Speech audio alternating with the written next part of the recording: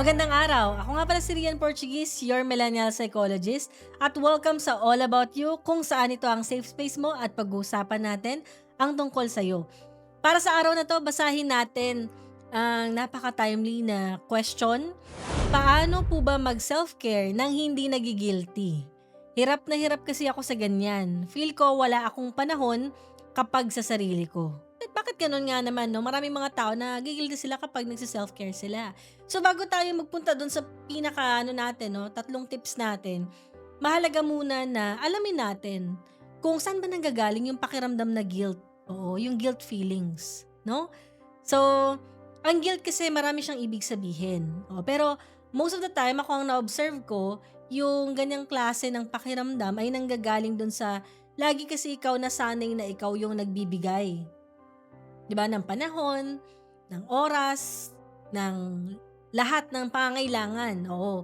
So kung ikaw yung type of person na maaaring madalas na ma-guilty kapag magbibigay ka ng panahon sa sarili, lalong-lalo na yung self-care, baka panahon 'to para mas mag-pause and mag-reflect ka, 'di ba? Kung ano ibig sabihin ng guilt sa'yo.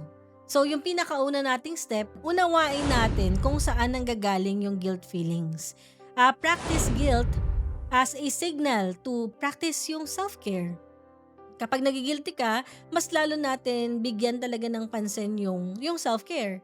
Kasi ibig sabihin nun, pwedeng hindi ka sanay para sa sarili mo. So, unti-unti mo syempreng sanayin para eventually, yung ganyang klaseng pakiramdam, mas lumiit na siya.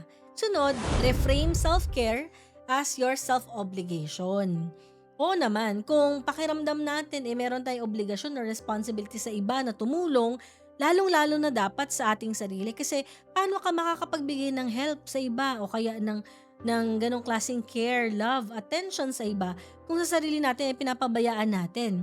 Self-care is important. Ayan. At syempre, yung pinakahuli natin na tip, hindi naman dapat isang biglaan ng self-care. Hindi naman ibig sabihin din na nag-self-care ka, kailangan mamahalin or luxurious. Nagpunta ka ng France or ng Paris or ng El Nido, kung saan mang lugar, 'di ba, na mamahalin, hindi kailangan gano'n. Ang self-care kailangan lang 'yan magaan sa'yo, madali sa'yo, nakakabigay siya sa'yo ng konting saya, 'di ba? O kung hindi man totally saya, at least gaan, 'di ba?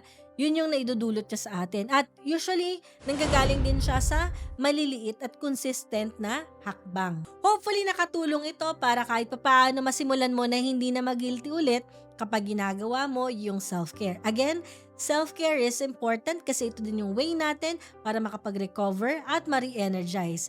At hindi natin magagawa na maibigay yung love, care, and attention sa ibang tao kung tayo mismo hindi natin ginagawa sa sarili natin.